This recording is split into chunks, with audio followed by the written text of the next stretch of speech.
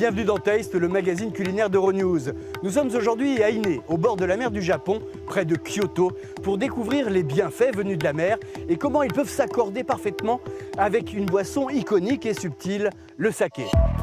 Au Japon, on n'est jamais très loin de la mer, qui apporte une humidité constante favorable à la culture du riz. En s'approchant de Kyoto, ce sont des rizières à perte de vue. On cultive bien sûr le riz pour l'alimentation, mais aussi un riz destiné spécialement au saké, le Yamada Nishiki.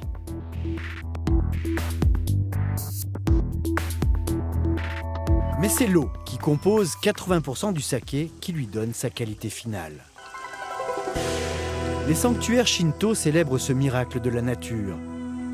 Ici, dans le quartier de Fushimi, à Kyoto, la source Gokusui est réputée pour être l'une des plus pures du Japon. Les liens entre shintoïsme et saké sont ancestraux, une boisson des dieux, synonyme de santé et de longue vie. L'eau jaillit ici des profondeurs. On y trouve des sources en accès libre pour les habitants du quartier. Les fabriques de saké sont naturellement installées ici depuis des siècles pour récolter la meilleure eau. Gegekan est l'une des fabriques emblématiques de Fushimi avec un savoir-faire traditionnel ancestral. Nous sommes accueillis par le maître Toji qui supervise toutes les étapes de la fabrication du saké. Il nous convie à la source d'eau qui jaillit au cœur même de la fabrique.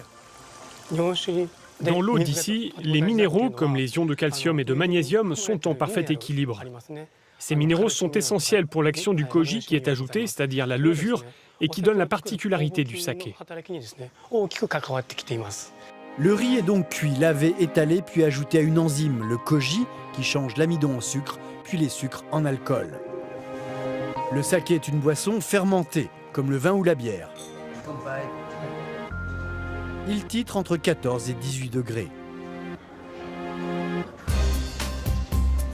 Les étrangers, et notamment les restaurateurs, sont tombés amoureux du saké. Nous allons à Tokyo, ville connue pour ses innombrables restaurants, pour rencontrer Dominique Bouchet, doublement étoilé au Michelin, qui vit depuis 35 ans entre la France et le Japon. Pour lui, le saké a été une révélation. Je compare un peu le saké comme un diamant qui s'allie avec tous les éléments que nous donne la mer, que ce soit les crustacés, que ce soit coquillages, coquilles Saint-Jacques, homards, poissons, etc. Même les algues. Donc tout ce qui vient de la mer se marie très bien. Et je trouve que c'est ça qui en fait sa beauté, son charme et son pouvoir magique pour les cuisiniers. On vous a préparé un carpaccio de Saint-Jacques sur une petite brunoise de fruits, mangue, pommes vertes pour amener de l'acidité, mais aussi du sucre.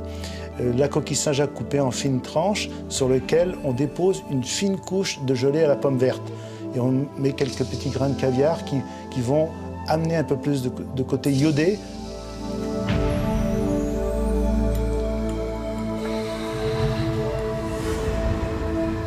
Le saké a ce côté magnifique de s'allier avec tout ce qui est iodé, tout ce qui vient de la mer.